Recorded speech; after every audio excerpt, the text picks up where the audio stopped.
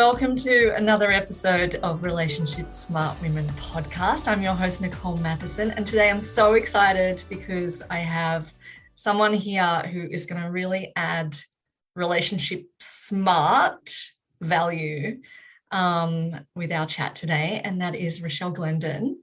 Rachelle is a slow living coach, and we've known each other for a long time online and networks. 10 years?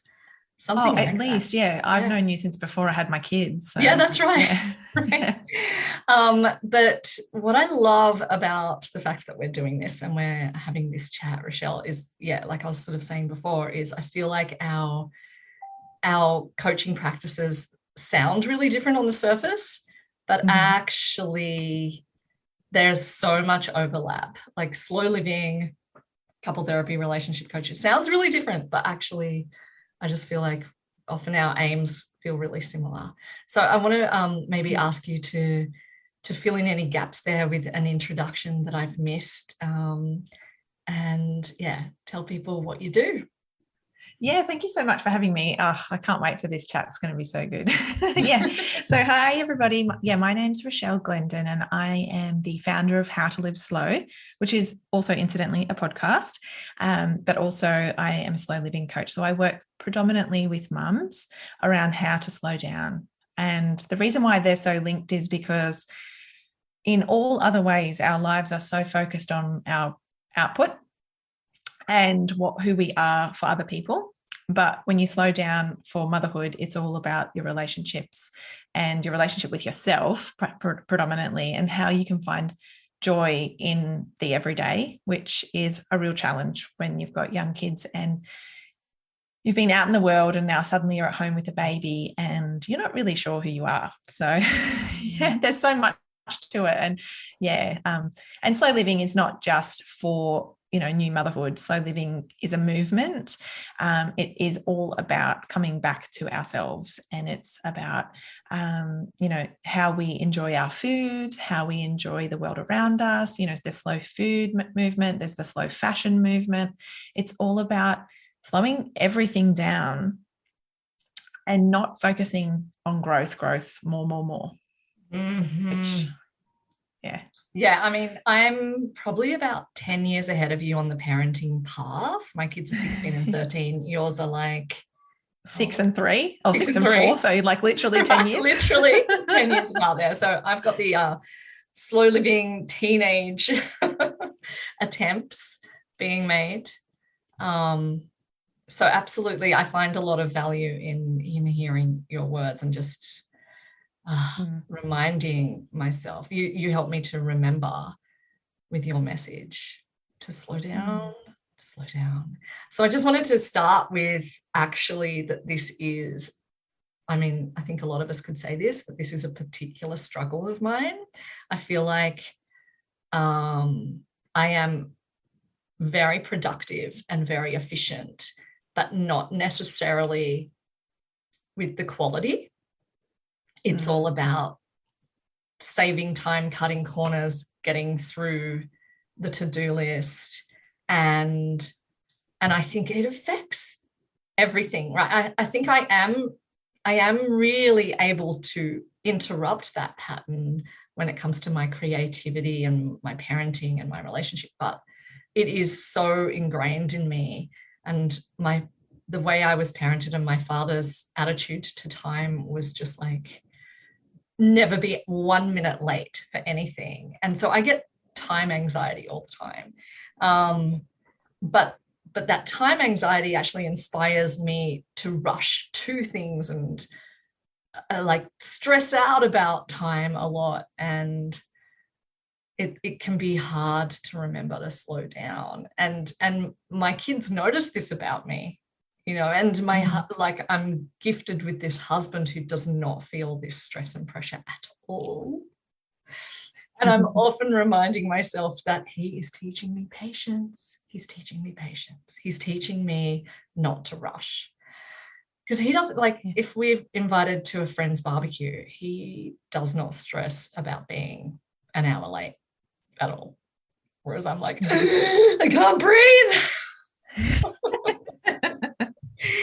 So it's I mean, I know that this is not what slow living is about. It's not about are you on time for things or not, but it's just this idea of rushing and slowing down and putting more space in and actually being present in those moments. But I actually feel like writing my book, The Beauty Load, is one of the first slow creative things I've done. And I feel proud of it because it took me 4 years or whatever, however long it took me. I was tempted throughout to go, okay, that's enough. Let's just send it off. It's fine. But I kept my truth was to keep coming back and slow down and let it take its time. Yeah. I think what you just said, let it take its time, right? And that's the thing, like it's changing that relationship with time that like you don't have to, like if you're constantly feeling like you're running out of time, I'm running out of time, I've got to get it done, do. And there's a deadline. Whereas it's almost like coming back to a trust that everything has its own time and, allowing that to be. That's the thing about slow living. Like you said, it's not about always being on time or being okay with being late. It's that not overcommitting ourselves so that everything that we do commit to can evolve into the fullness of its own time and in the right way. Yes. Yeah, I think that's the difference. Which is exactly what happened with my book. It's like I had to get out of the picture entirely and let the book have its way with me rather than me trying to control it. I feel like there's a massive control issue stuff involved with slow living, right? You have to kind of surrender a lot of that control, that instinct. That martyr. Like I just want to introduce the idea of martyr because I know you talk about the martyr. You have a course, is that right? Martyr to matriarch. Yes. Yeah. That's like, it's kind of like my process. I've called it the matriarch way because I realize like nobody wants to admit to having the qualities of a martyr. But yes, it is martyrdom. No. Yeah, that's right. But yeah, that is the martyr. When we're trying to control everything. So there's a funny thing because like, you want to step into leadership and everybody thinks leadership is being in control, right? But the feminine version of leadership, which is the matriarch or the matrifocal leadership, is not power over and control over, it's power with. So it's bringing your family along for the ride or bringing your creative projects or your work along for the ride under your wing almost. Did everyone else just feel a yearning? Like I felt my heart go, yes, please, in that. Like I think that 2,000 years or more, 5,000 possibly, of patriarchy. Yeah. Oh, I just felt that then. The matriarchy. Please, more. So it's about starting that revolution at home. Yeah, that's right. Yeah, started at home because I think, and a little side note, I guess, if we think about patriarchy as a culture that we live in, patriarchy is kind of like the soup that we are in. We're affected by toxic fog. Yeah, and it's a culture, but we forget that as women, we are half of the culture. So in so many unconscious ways, we're perpetuating the patriarchy. So doing this work within ourselves and within our homes changes the microculture within our home, which then creates, over generations, hopefully, that a change in the macro culture. And I think that's why it's so important. Like you think, well, why does it really matter? But it does. It really does. And we can change the experience of our girls and our boys in the future. Yeah. Because patriarchy is not great for men either, really, is it? Oh, it's not. It's not serving anyone. But even just, I think, I like to think as well, yes, it's good to think long term, about that shift, but I also think there's a ripple effect because it's not just in the next generation that you are bringing up, it's also in the people around you, your neighbors. I mean, obviously, you're having an impact with the people you coach and guide. Yeah, there's a ripple effect. Absolutely, yeah. Yeah, and I like just this idea. Oh, I've just totally lost my train of thought there, Ashley. I know. We're talking about some really big concepts here, aren't we? It's like these great ideas. Boom, boom, boom. Yeah. Let's slow down. Let's take a breath. I just felt my mind just racing there with excitement of what to chat to you about. But yes, slow. Let's actually intentionally be slow for this chat.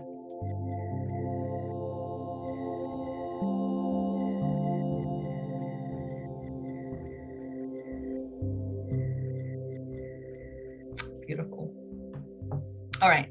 So I want to come back to relationships because I feel like slow living is a relationship smart tool.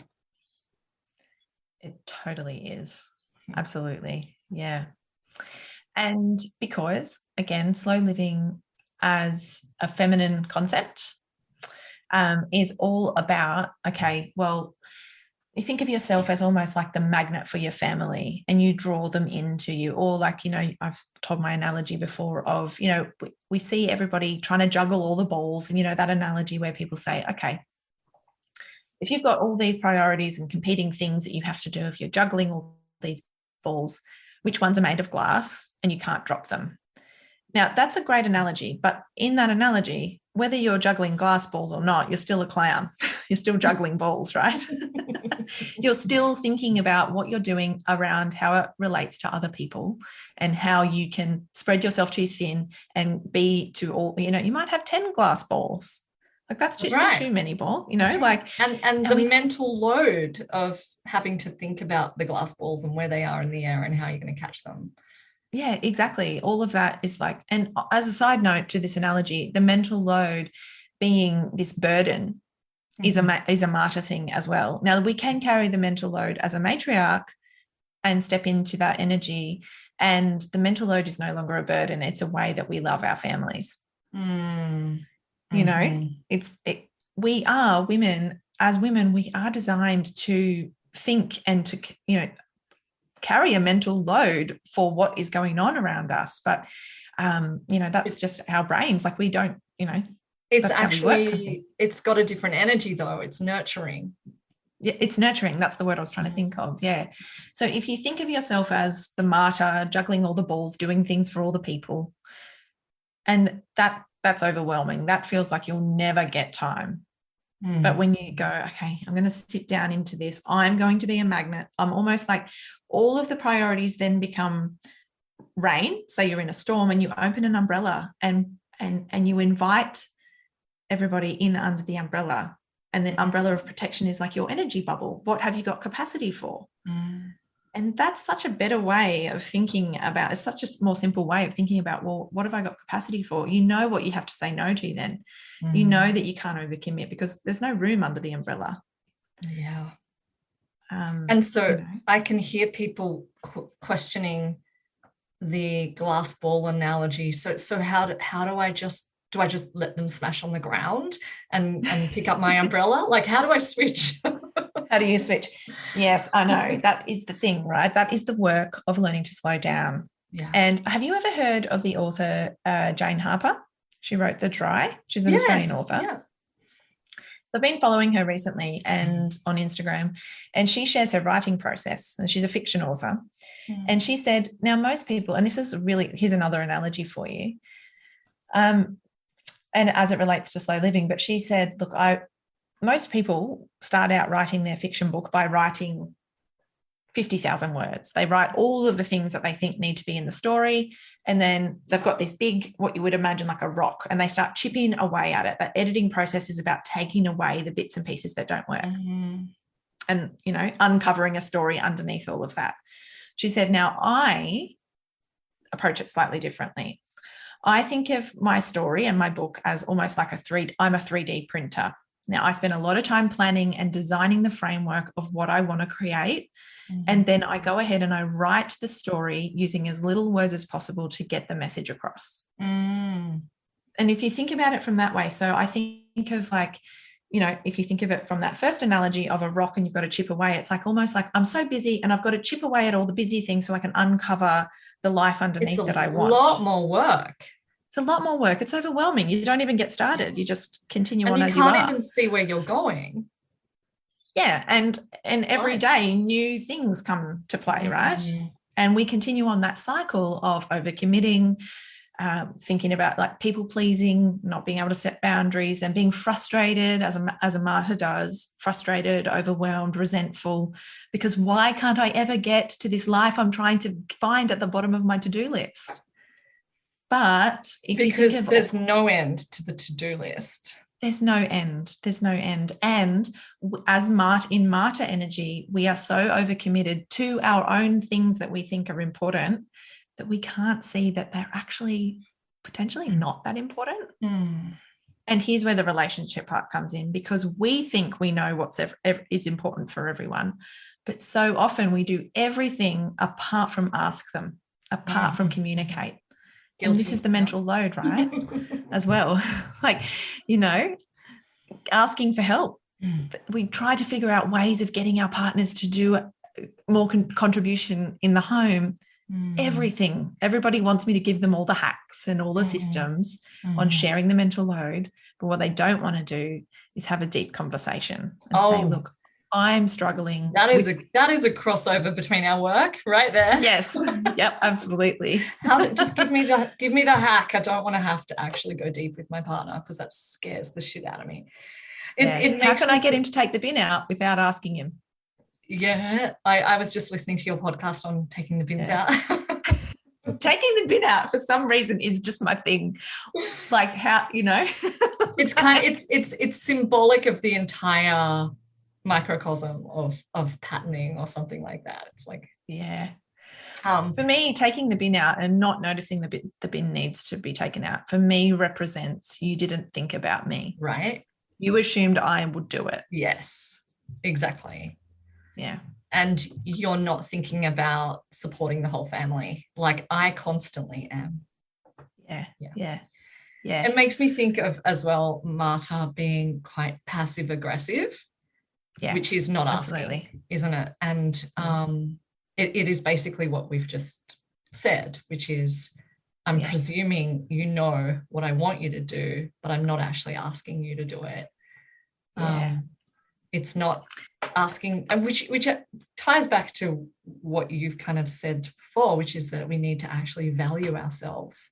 Because if we don't value ourselves, we're not going to be asking for our needs to be met, because there's always that seed of doubt of like, oh, am I just being silly? Or am I worthy of getting my needs met? Or is he gonna, okay, this is quite heteronormative saying he, but is my partner going to run away if I ask for too much? Or, exactly. Sorts of stuff come into that. Yeah. And that is the value of it, right? That's the value piece, is knowing, first of all, what you value, and second of all, understanding that you are valuable. Yes. Can you just tell us a little bit of why we should value ourselves as mothers? Because I love the way you talk on this. Yeah. So I think, we should value ourselves as mothers, because if we don't take care of ourselves, then that inner child comes out, right? And we don't need our real kids to be competing with our inner child. Oh,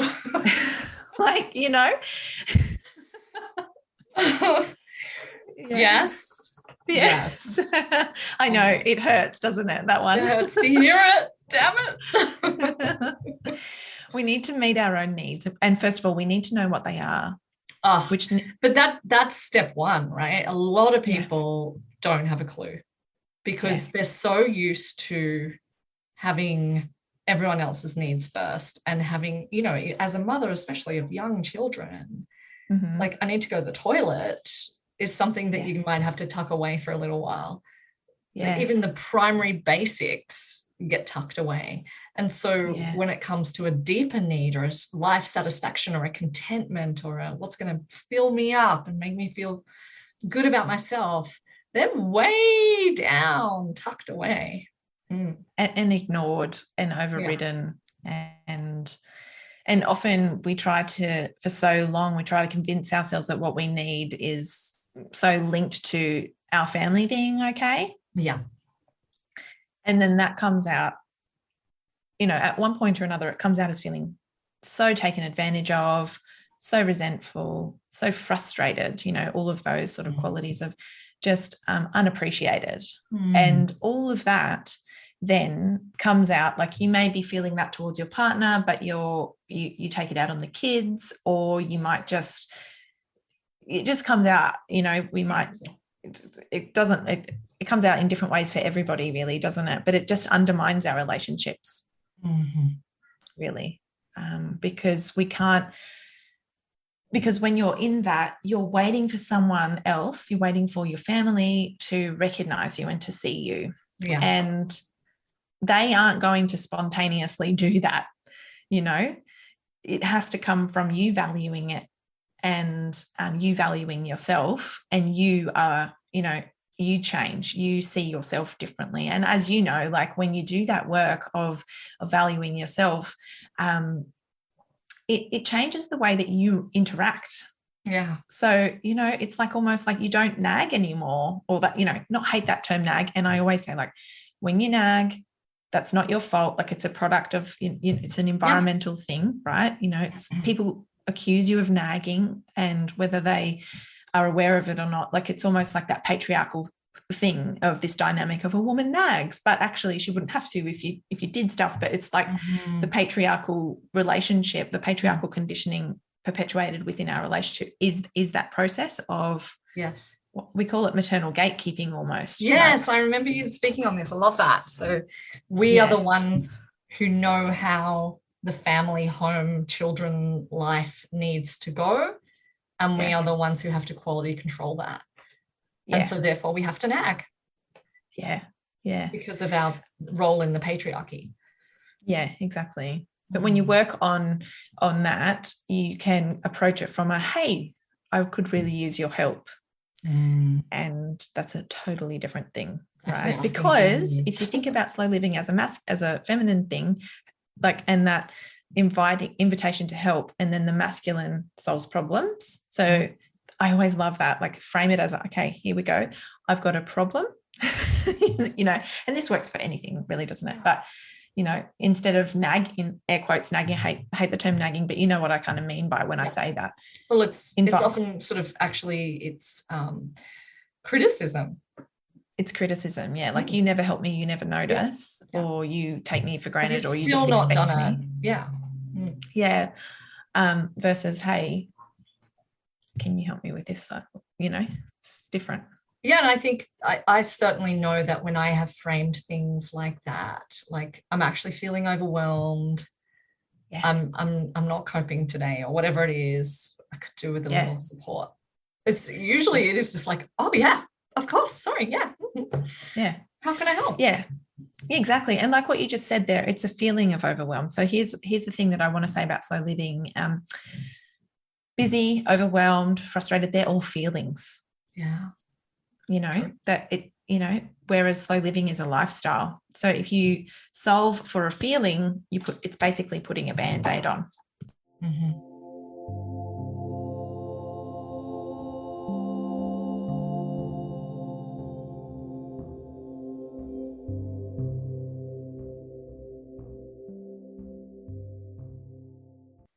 Okay, so I loved something you said, which was that we wait for our family to value us, which I know the feeling of that. It's like, look at me, look at all this amazing stuff I'm doing for you. And I'm nearly seeing all the glass balls in the air.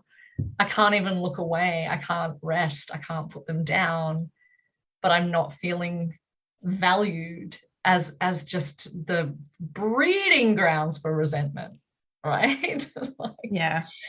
And I'm also unable in that to really value my partner's input from that place of resentment as well, which is a big input as well, but I'm just feeling undervalued. So I'd love to talk about how there's something in that consumerist patriarchy, all about growth world that we are in the soup of, that teaches us to value keeping those balls in the air, productivity, and not slow. Absolutely not slow. Yeah. And you can't get your family to value you. You know, like that's not the purpose of them, in a sense. Like if you think about it. So hang on, didn't I have kids so that they could worship me? Wasn't that their goal? Yeah, I know, right? You'd think that. But I like to think of it as, okay, if that's why you've got to value yourself, right? You have to value what you do for the sake of it. And almost like, do you know, they say like, when your kids go to school and they get home and they just fall to pieces, and it's like, well, why are they falling to pieces for me? Why don't they behave for me? They're the worst behaved for me. It's because you're their safe place. Yeah, of course. Yeah. So, you know, and it's kind of like the world's best compliment. They know they're loved by you, so they can fall apart with you. It's the same sort of thing in a way. Like the kids, if your kids particularly, not so much your partner should value you, but if your kids aren't valued, if you don't feel valued by your kids, in one sense, it's almost like you're doing a really good job because they're so safe with you. Mm-hmm. They don't need to, do you know what I mean? Like it's and like this, they don't question your love and support. They don't question that it's going to be there. They're unconditionally loved by you then, because they're not trying to perform I value you to make you happy. Right. Yeah. Yeah. So that's why you've got to value yourself. You need to know that is a sign almost that you're doing a great job. Yeah. And you have to claim and take for yourself the things that you need, which probably includes time for yourself, allowing yourself to have things outside of your motherhood. Yeah. So not feeling guilty when you leave them to go work or be creative or meet with other women or friends, you know, holidays, or whatever it is. Solo camping retreat into the wilderness. Oh my gosh, heaven. I always say to my husband, like, we're always like, what would you do with your own if you had a couple of nights away? And he's always like, I'd go play golf for 3 days. I'm like, I would literally go by myself anywhere by myself. Yeah, that's right. I just think that's a pause moment though. Like I just want to take that in for a moment. That something dropped for me there where you're like, where you were talking about how your kids are not going to value you because you're the safe place, and that we really have to value ourselves. And a penny also dropped that our values, like being founded in our values, can only come through when we value ourselves. Because if we're not valuing ourselves, we're watering it all down. We're watering down our values, what's important to us, and all our priorities out the window. And we're buying into the values of a toxic culture, which none of us, if we actually thought about it, would want to do. I talk about this in the beauty load as well. It's like, if we take this all on, we're basically doing what we would never do with our diet. We're eating all the McDonald's and the fries. We're not questioning it. And of course those ads are there and they're telling us it's cheap and it's great, it's fun and whatever, and it's we're indoctrinated into that. But if we don't question it, we're going to be very sluggish and feel shit. And it's kind of the same with slow living. It's the same with how we feel about our bodies. It's taking a big question to the conditioning. Yeah, that's right. And we're going to look for that external validation. Sorry about that, door slamming in the background. We're going to be looking for that external validation and that waiting for permission piece, like if I be productive enough, somebody's going to eventually come along and tell me I've done a good job and let me rest. Which we have to forgive ourselves for, because I don't know about you, but it was how we were raised, right? Not just in the culture of our family, but also at school and at work, and all of the I don't know, the media will tell us that as well.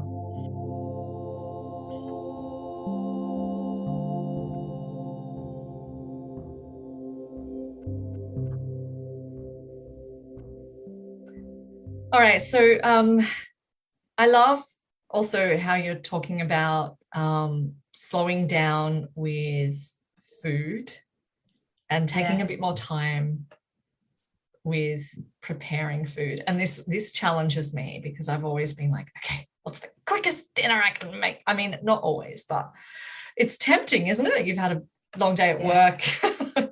Yes. Yeah. Look, I'm not going to say that convenience foods don't have their place, because I feel like, especially, I don't want to be ableist and say everybody should be cooking fresh meals from scratch every single night. That's not what it's about. Yeah. But like the slow food movement is where slow living really started in Italy. Yeah. Way back when McDonald's wanted to open in Rome. And I'm sure they have Macca's there now, but it was in the 80s. And the people of Rome were like, hang on a minute, what do you mean fast food? That completely goes against everything about our culture. Yes.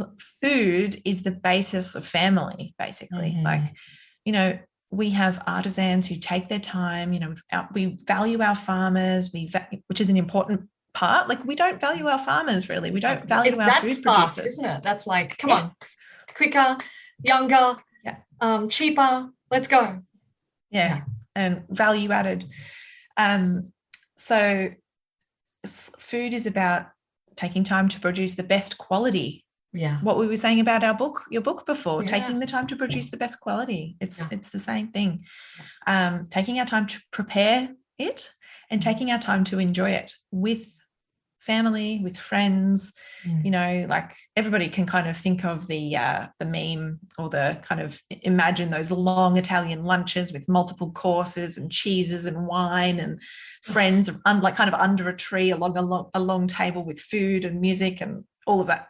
That is kind of the basis of slow living and slow food. And not to say that has to be every single time you eat something, but if you take that approach to like enjoy the cheese. Don't feel guilty about eating it. Like the guilt that you feel about eating, perceived bad food or food that might make you gain weight is so like, or whatever it is, like whatever the thing is with health, is I think the guilt and the shame around enjoying that is so much worse for you than the actual food. And it also, in one sense, takes away your ability to trust yourself around food, and absolutely, because I'm just, going to punish myself for the joy and for the enjoyment, and then everything gets confused. All my signals from my body about that's enough, or now I feel like a salad or something different. Yeah. And I mean, what kind of thing are we modeling? Like, I know all the women in my family when I was young were like, well, I'll cook steak and potato bake and we'll all get together, and the mum will just be eating a tiny little salad on a side plate, not enjoying that process and going like, I'm a woman, I don't deserve it. And I think that we can't continue to replicate that. We've got to show that, like, and the way we do one thing is the way we do everything. I love that. Yeah. It's true. It's true. And you were saying something earlier about health as our goal, actually also coming into some toxic messaging. So I just want to be healthy is now tied up. Yeah. So I've recently kind of said that health is no longer my goal.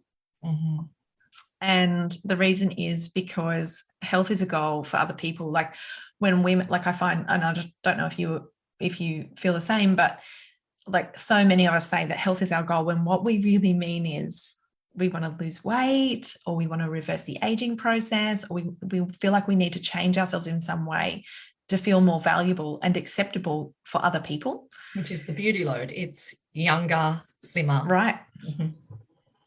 And we do have that pressure. And I've seen recently that weight loss as a goal has now been rebranded to a more palatable wellness thing, right? So now not only have we secretly got it, it's almost like we've got to secretly lose weight. We can get more shame around the fact that we can't, because like we've got to be focusing on wellness. And I just feel like everyone, like we've kind of moved on from losing weight, but we haven't really. It's now just more secret. And that's toxic.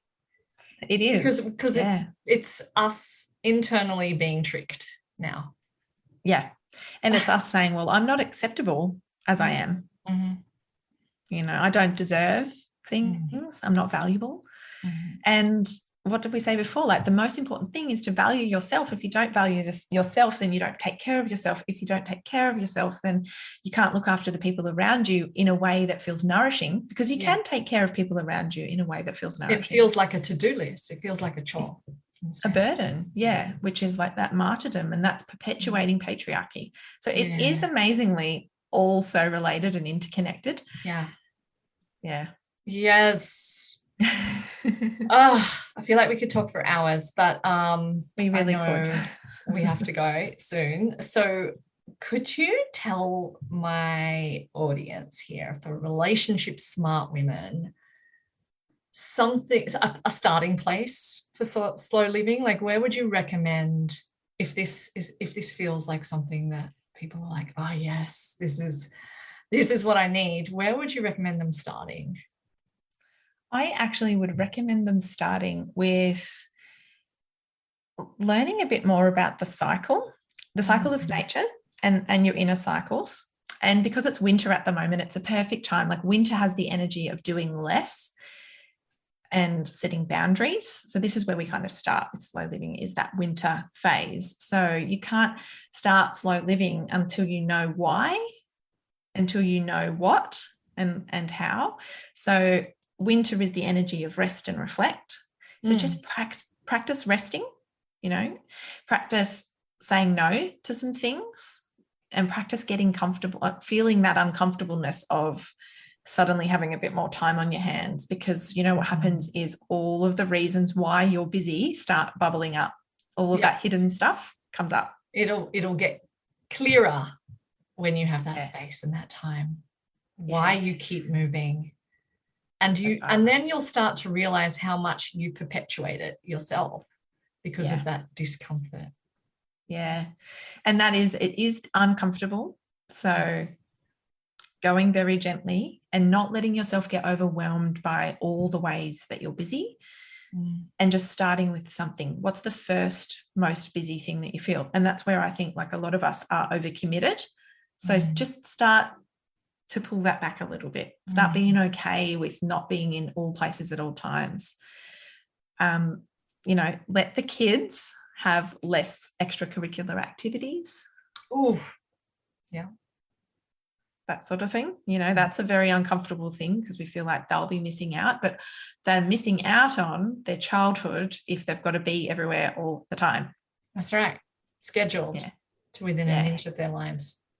Yeah. And I'm hearing from a relationship point of view, a guilt that is like, oh, but my husband's going to see me not being as busy or something like that. Or I should be busy to make up for. And that I feel like that's going to be uncomfortable. Yeah. And comes back to valuing what you do and valuing the energy with which you do it. So that your energy is important. Yeah. Yeah. And, how often do we try to squeeze in all of the like housework, for example, within the spare time that we don't actually have? Like all of those white space activities, we never give ourselves any white space to do them. And I know it's not all about housework. Nobody really wants to do housework, but, we don't value it. Isn't it? Yeah. Because if that's the sort of thing. If we have half an hour, we'll often go, okay, I've got to do a bit of this, a bit of laundry, a bit of cleaning. But exactly. But if you put that into the calendar as actual scheduled time, then you do have free time to just rest. Yeah. Beautiful. Yeah. I know there's so much to it. I could just talk all day about this. Yes. And I highly, highly recommend that any listeners who are interested go and check out your podcast. It's called How to Live Slow. Yeah. Yeah. And That's it's right. available on all your podcast usual places. Yeah. Spotify, Apple Podcasts, my And website. Your website, which is, just tell us what your website. howtoliveslow.com. Just howtoliveslow.com. Sorry. It's howtoliveslow.com. Helps if I'm not talking over you at the same time. And you've also got some really helpful resources for people. Yes, I do. I have I mean, if you're into PDFs, I have a PDF. It's like an ebook called The Essential Guide to Slow Living for Mums. And you can grab that on my website. And there's a few slow guides. It's under the slow guides tab on my website. So you can see it's free there. And then there's a couple of other ones like creating family rituals. They're not free, but they're like $10 or something like that. Yeah, they're pretty reasonably priced. So there's lots there for people to explore. Yeah. My favorite one is Time Abundant Mornings, because I feel like that's the time. Yeah. Time Abundant Mornings. Doesn't that sound delicious? Yeah. Well, thank you so much, Rachelle. It has been an absolute pleasure. I'm sure there's lots in there that's inspired people. I'm going to link your website to the show notes for this episode and on Insta and everything. So hopefully people can come and find you. Thank you so much. And while you're there, make sure you listen to the episode of Nicole on my podcast from way back when. Yeah. Like 2 years ago. It's still one of the most popular. So really? Oh, that's so nice to hear. Yeah, we were talking about relationships and slow living in a different way though, weren't we? It was a lot of communication stuff then, I think. So yeah. That was a really lovely chat too. Awesome. Thanks so much, Rachelle. Thank you so much for having me.